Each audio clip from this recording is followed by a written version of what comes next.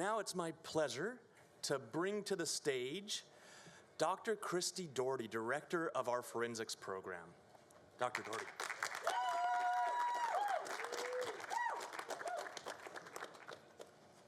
Hi, everyone. So before we get started with performances, I know a lot of people sometimes get confused with like the word forensics. Forensics, I'm not referring to criminal like science, right? But rather, I am referring to competitive public speaking and debate. So that's what we do on the forensics team. I will say it's called forensics because of the research, investigation, and persuasive, like much in a legal setting, like persuasive methods we use in our performances. So although there are a lot of different speeches and categories, today our performers will perform different genres of public speaking. The first speaker will be performing an after-dinner speech. The second will be performing an impromptu speech. And finally, the last performer will be performing a program oral interpretation. I will for sure make sure to like define and describe the events before they perform as well. Due to the creative and artistic nature of the activity, many students perform speeches that raise awareness about injustice, violence, and equity. Hence, I just want to note that our third speaker has a speech that includes sensitive material related to child abuse, religious abuse, and self-harm. Please also know that the collegiate speech circuit is a space created for and by adults. Hence, two of our speakers use adult language. Please proceed with caution if you are affected by these topics and or these choices.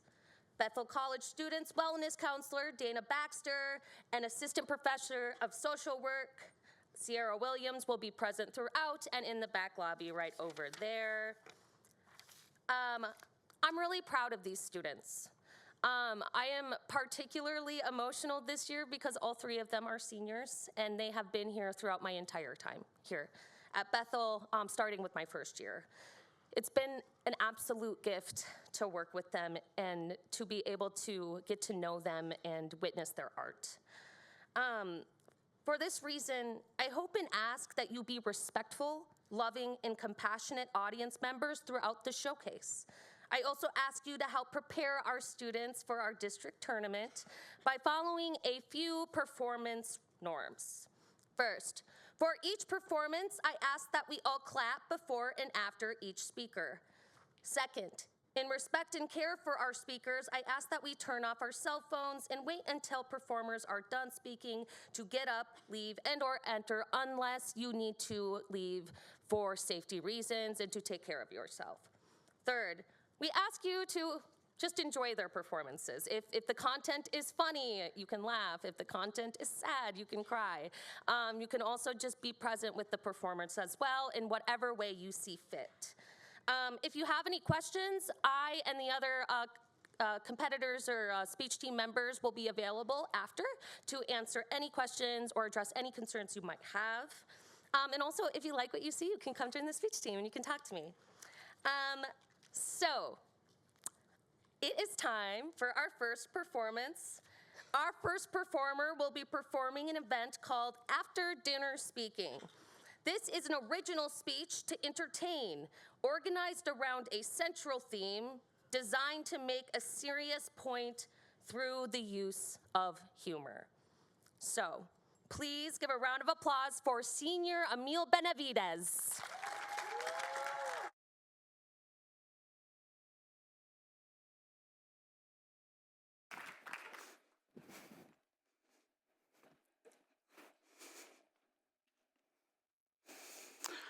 I've met the darndest people on dating apps.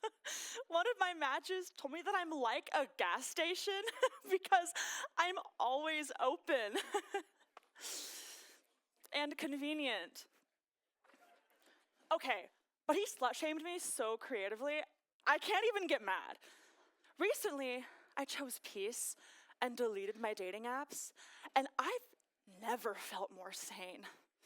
Unfortunately, dating apps are a major part of our culture. The Pew Research Center in February 2023 found that 3 in 10 US adults have dating apps. With the launch of Tinder Plus in 2015, dating apps began to sucker their users into buying monthly subscriptions for premium versions of their apps. Because people are so desperately horny that they'd pay money to skip the screening phase and get straight to bumping uglies. On June 25th, 2024, Business of Apps found that the dating app industry had amassed a revenue of $5.34 billion since 2015. But let's face it, dating apps like Tinder, Hinge, or my personal favorite, EquestrianCupid.com, don't want to help you find love. They want to make some money off you pathetic single people. This weird avenue of exploitation is an extension of capitalism that makes love an oppressive force in our society. So today, we'll create a profile for our problems, swipe through some causes, then hook up with our solutions, and fake an orgasm 2 minutes into it. After I deleted my dating apps, I went on a self-care journey because my experience on those apps left me emotionally scarred. Apparently, affirmations are really useful, so before we get started, I need a second. I don't smell like cheese. I am one with Alice and Janney. Everybody in this room thinks I'm sexy. I needed that. Thank you. Our problems are twofold. First, labor, and second, self-commodification for financial well-being. First, let's look at labor. Dating apps run on emotional labor. Seriously, no one tells you how draining it is to swipe through offensively ugly men. All those neckbeards, it does something to you. On July 16th, 2024, Forbes reported that 79% of Gen Z feels burnt out with their dating apps. Additionally, an article by Dazed on February 23rd, 2024, found that 90% of Gen Z feels addicted to their dating apps, which causes burnout. The addiction to these apps is rooted in the hopes that if we keep swiping through profiles of guys holding cute, furry, cold, dead animals with blood dripping from their lifeless loins, we'd find someone who maybe isn't that homicidal. The bar is low. The disappointment we experience from bad dates, lack of matches, or ghosting drain us emotionally. Next, let's look at self-commodification to find love as a means of financial well-being. My celebrity crush, Karl Marx, explains that a commodity is an object that can be bought or sold and has an exchange value. So for example, when we create a dating app profile and we choose a picture where our boobs look awesome, we commodify ourselves. We stay on these apps to find love and reap the benefits love has to offer, specifically the financial benefits. A July 2023 survey from Bankrate found that 23% of single people feel financially secure. We live in a society where love can add literal value to our lives and well-being, and dating apps provide an avenue to that. Commodify these nuts. On my self-care journey, I let myself get in touch with my body, lots of meditation and yoga stuff. I learned that I can put both of my legs behind my head and my fist in my mouth at the same time. Oh my God, I'd show you, but I have a speech to get back to, perv. Let's look at our causes. First, profit, and second, desire evolution. First, profit. I know. The speech about capitalism, talking about money, shocker. Tinder, the highest grossing dating app, released a premium and very exclusive version of the app in 2018 called Tinder Select for idiots, celebrities. In order to obtain this version of the app, you have to first be invited to apply, meet a certain set of criteria, get accepted, and pay $500 a month. The aforementioned Pew Research Center study found that 35% of people have paid for dating app upgrades, and 58% of those who did pay had a more positive experience on the apps. But don't worry. Even if you don't pay for upgrades, your swiping will still keep them afloat. It's a win-win situation for them, not for us. We're fucked. Well, we're not getting fucked, but we're fucked. Like, fucked. Like, I'll stop saying fuck. Our next cause is desire evolution. In his 2022 book, Dream Lovers, The Gamification of Relationships, author and lecturer Alfie Bound defined desire evolution as the political transformation of the way we desire as human beings. It's kind of like in Sims, where some depraved, greasy 12-year-old is in control of when, how, why, or with whom their Sims woohoo. Dating apps use algorithms to influence who their users swipe left or right on under the illusion of choice. Legal scholars Dr. Brett Frischman and Dr. Evan Selinger argue that our understanding of reality adjusts accordingly to outside influences. Because of this, capitalism can shape how we desire. Let this sim woohoo in peace. Okay, so that was a little bleak to talk about. So I figured I'd take a second to share with you all an uplifting #girlboss song that I found on my self-care journey. Say what you want to say and let the words fall out. Honestly, I want to see you be brave. Better.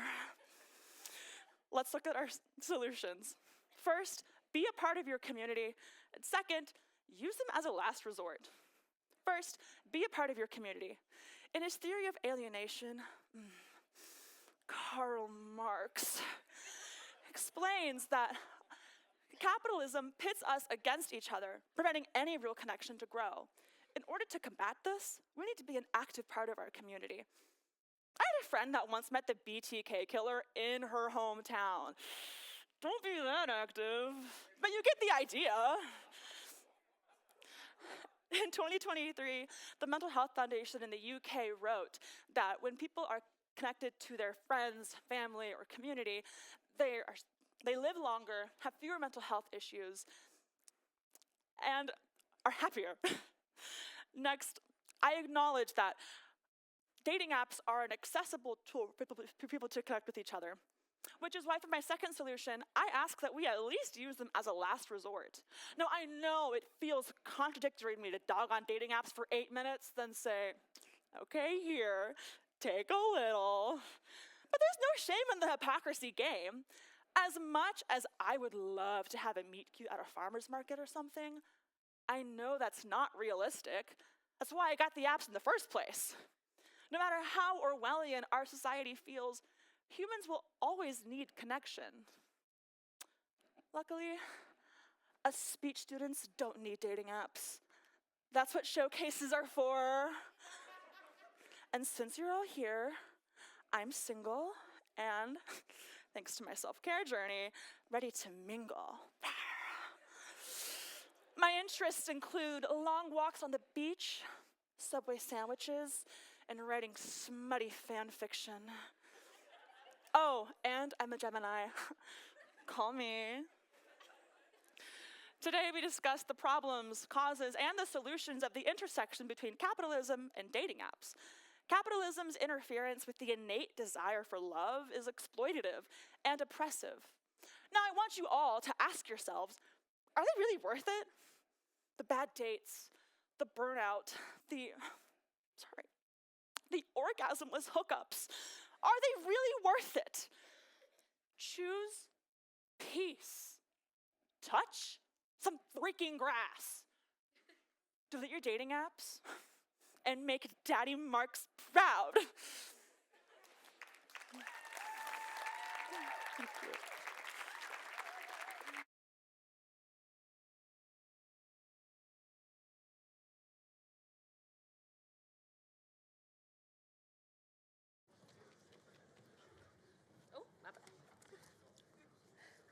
Okay, so our second performer will be performing an event called Impromptu Speaking. This is a speech that is delivered with little predetermination or preparation. In collegiate speech, the speaker is asked to prepare and deliver a 7-minute speech analyzing a random quotation. So today I will be giving our speaker a quotation at random, so he has not seen these quotations, and then I'll provide him time signals. He does not know the quotation today, and he only has 2 minutes around to prep. So I will be over there providing him time signals. Tristan, I know I said I'd be right here, but this is kind of a little, small area. So I'll be right over there providing you time signals. So please, a round of applause for senior Tristan England.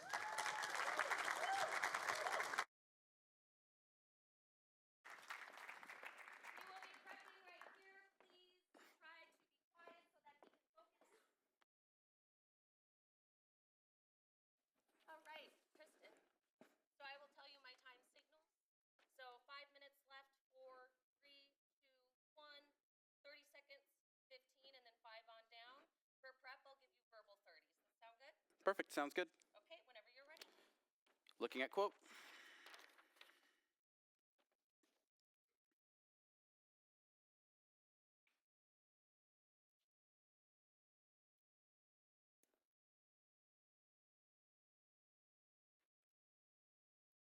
Time begin.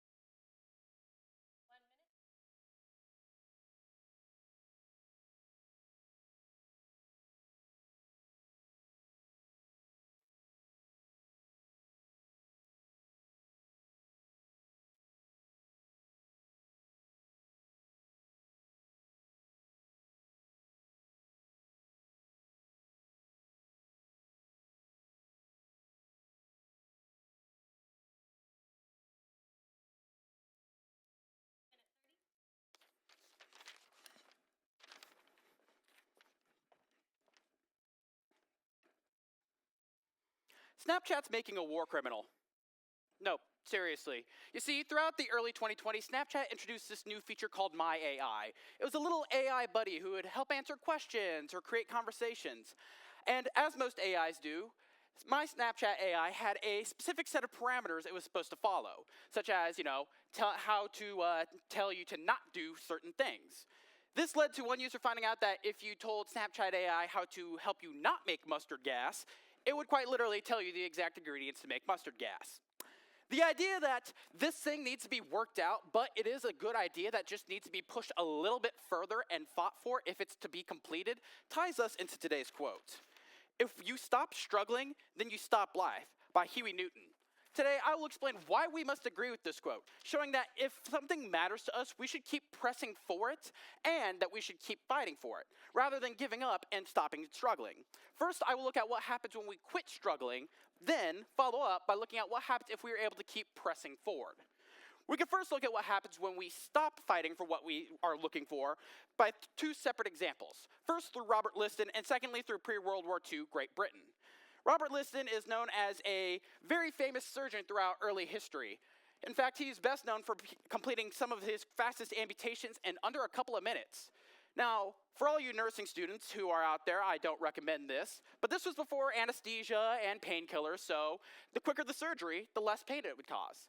However, that's not what Liston is known for throughout history. Instead, he has the only 300% mortality rate for one single surgery. He managed to kill his patient, kill his assistant that had his fingers cut off during the amputation, and then accidentally caused someone to die of a heart attack because he thought he got stabbed. all in the same surgery. The idea that Liston was trying too hard and fighting for something that he believed was the most important facet of his individual, that being his surgery speeds, led him to end up being reckless. And in the end, that's what Liston is remembered for. And that was one of his last surgeries that he's generally remembered performing because of how much he had gotten tied up in himself and why he quit afterwards. We can also look at pre-World War II Britain. Throughout pre-World War II history, Great Britain was a little apprehensive when dealing with Austria's most famous painter. You see, the Prime Minister of Great Britain was working on this idea of appeasement, giving Hitler what he wanted as to hopefully avoid another global conflict. This led to Germany quite literally getting large chunks of Central Europe and led to World War II being escalated quicker and leading to a period where, honestly, it should have been preventable, yet Great Britain was so focused on trying to fight for the wrong thing, and when it eventually didn't work, most of the time they just gave up until Winston Churchill came into office. The idea of what we're fighting for needs to be the correct thing we're looking at. And looking at the wrong thing and fighting for it this whole time and backing the wrong horse further can tie us to completely losing what we're supposed to be fighting for in the first place. We can now look at examples of what happens when we continue trying to push forward and make a better situation for ourselves. We can first look at the William D. Porter. The William D. Porter is generally conceived as America's least effective battleship, which is pretty impressive considering our first Navy was probably some dude with a musket and a rowboat. The William D. Porter has a couple of things that it's best known for throughout World War II. These include tearing a hole in a ship next to it on accident, accidentally launching a torpedo at the USS Iowa, who was carrying then-President FDR at the time, dropping a depth charge overboard, and several other blunders that led to the entire crew of the William D. Porter being arrested for treason. However, afterwards, they were able to regroup and get a new crew on the ship, and it actually was proving effective throughout the rest of the war until it was sank at the Battle of Okinawa.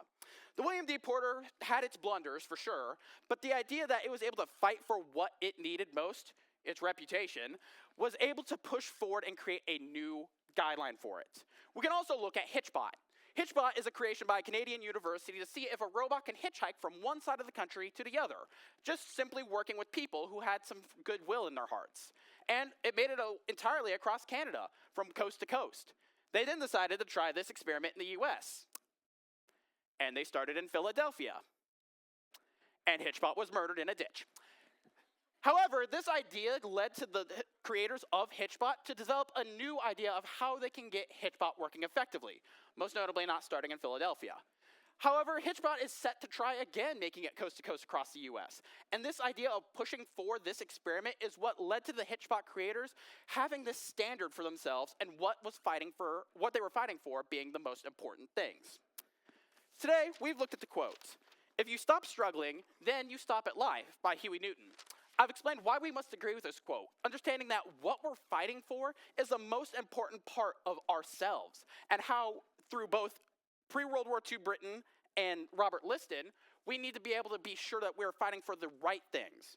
And once we find the right things to fight for, such as William D. Porter and Hitchbot, we can continue pushing forward for this, and why we need to continue pushing onwards.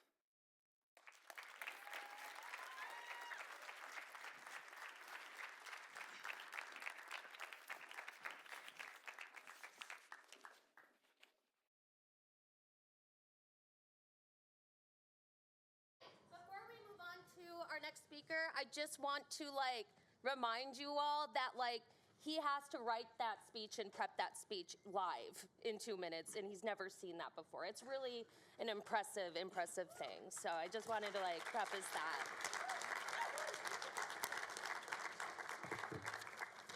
So if you're somebody who likes to info dump, come join. I need more impromptuers. All right. So our third performance. Just want to preface a content warning. Lucy will do that. We'll be performing an event called Program Oral Interpretation, which is a performance program of multiple selections in genres of literature that are organized around a central argument and or thing. I will say that this would be considered more in the realm of our acting categories. It's not necessarily a traditional speech that you would see like an informative or persuasive, right? It's a little bit different. So Please give a round of applause for senior Lucy Buller.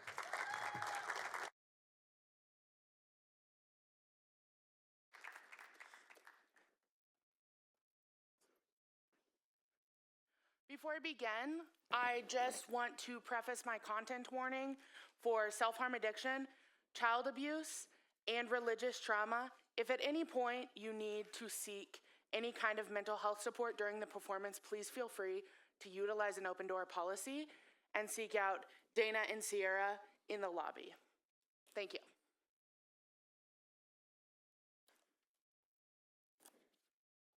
I don't know when the pain in my hands began, but I treated it like I do most of my sins. I hid it away in hopes that it would sulk away on its own, but it rots under the floorboards. But this will be, as it has always been, I tell myself. All I need is a fervent prayer. E does not want to repent. There is a soul-killing infection in my child, and stripping a child's world down to the simplicity of beans and rice and hard work is considered abuse, but it's not. It's necessary for a prideful child. I felt guilty all the time. I would often go to my mom for reassurance. I would ask her to pray for me, and she would say that it was Satan or demons that were making me feel that way, that it wasn't from God, and I had to pray and fight it in the name of Jesus. A biblical childhood is built on the tenets of sin and penance. These are concepts that some parents, like those in religious fundamentalism, take too far into a realm of abuse. For example, religious extremist mommy vlogger Ruby Frankie became well known in 2023 for the horrific abuse of her children in the name of fighting sin. This abuse teaches the unnamed rhetoric of asceticism. Asceticism, according to Britannica, is the practice of the denial of physical or psychological desires in order to attain a spiritual ideal or goal. On an extreme level, asceticism teaches self-harm. Beyond childhood, the National Center for PTSD asserts that the marks of abuse often manifest into self-harm addiction, continuing this ascetic legacy. It is vital that we recognize the risks of religiously traumatic childhoods and create space for survivors, like me, to finally have a voice and gain agency in our stories. So through the poetry, Balanced by Aubrey Penner, A Eulogy to My Hands and an Epitaph to My Faith by AJ's Inc., through the prose Personal Journal by Ruby Frankie, Why Used to Self-Harm and What to Do If Someone You Love is Hurting Themselves by Irene Chan, and through the drama, Growing Up with Religious Anxiety, Shame, and Guilt by Ex-Fundy Diaries. A program for the parents who told their little girl her voice was sinful. Watch me sin. I was 16 the first time that I cut myself. Home and safe space did not feel synonymous to me. And I felt alone in an empty car park, blindsided by this sense of despair. As I stood there, it felt right to take out the little knife. And it felt like relief. I tell myself I'll be blessed by the gods, like they say I have been before, and there will be nothing to fear underneath all this pain-ridden flesh. Because have not these same hands labored for my God's cause? Have I not been promised my faith would make me whole? Children are taught that they are sinners. Telling a child they are inherently bad is not only unhelpful, it's also cruel. Telling a child their sin killed Jesus?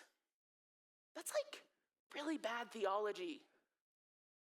But also leads to deep feelings of shame, guilt, and tremendous anxiety. You are worthless. My consequence was a razor carving each discretion into my skin forever. Until the air felt clean again. Words carved sharp wounds into my childhood. The only fair replacement I can find. leaves a scar no therapy will remove. Balance. I put my hands on his shoulders and I told him, I love you. I told him he doesn't know what he's doing, but I do. I told him, give your demon friend a message for me. I will not stop. I will fight him until the demon in you dies. I have the power of God. I beat Satan. I win. As the first drops of red began beating on my skin, a Mormon, dressed in prim blouse and skirt, walked over to where I was standing.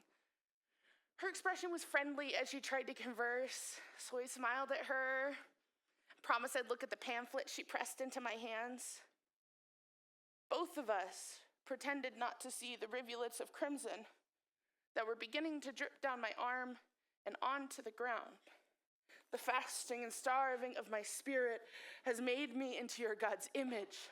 The times I've desperately collapsed on my knees have made me think in your God's image. The blood I've wept those dark nights has made me love in your God's image, hasn't it? These hands have bathed in too much blood and hand sanitizer for them to be anything but pure and worthy. I talked to a therapist for the first time. He asked about the scars. I lied about the bandage further up. Cat and mouse, don't talk about it. I told him a few sessions later. With my RA, he found the pink shoebox filled with used bandages and dull razors. Lord, I am weak. You are strong within me, Lord. I'm wretched, human. I need you to place a burning desire within me. I must heed it or I will die. This is exactly what it was like to live every breath for the Lord, and that's hard to quantify. It's hard to describe exactly what it's like to live every breath for the Lord, and it creates more and more and more. It boiled inside me. I had done this. I was wrong. I needed to fix it. Someone needed a consequence.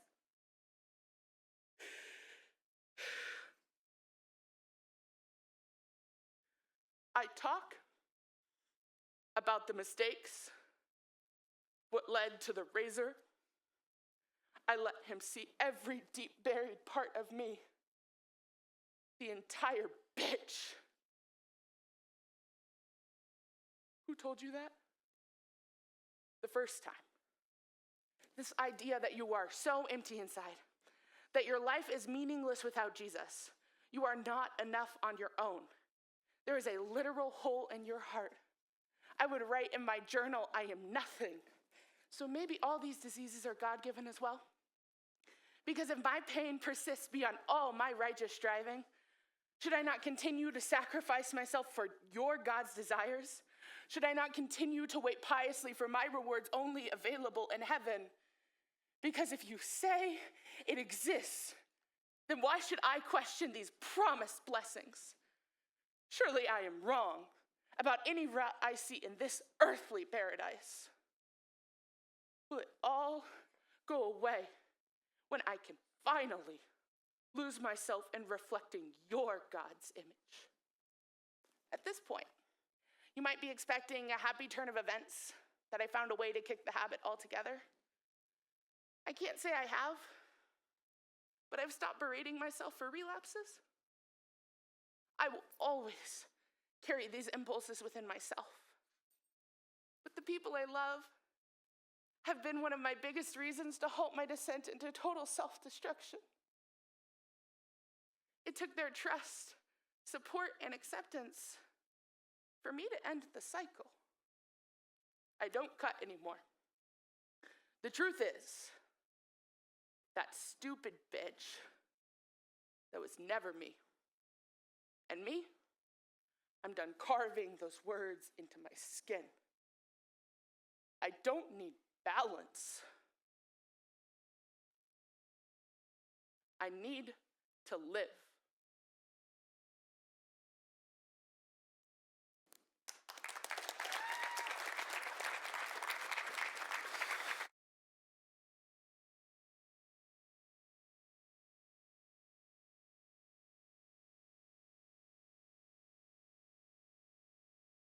All right, so please give these seniors one last round of applause.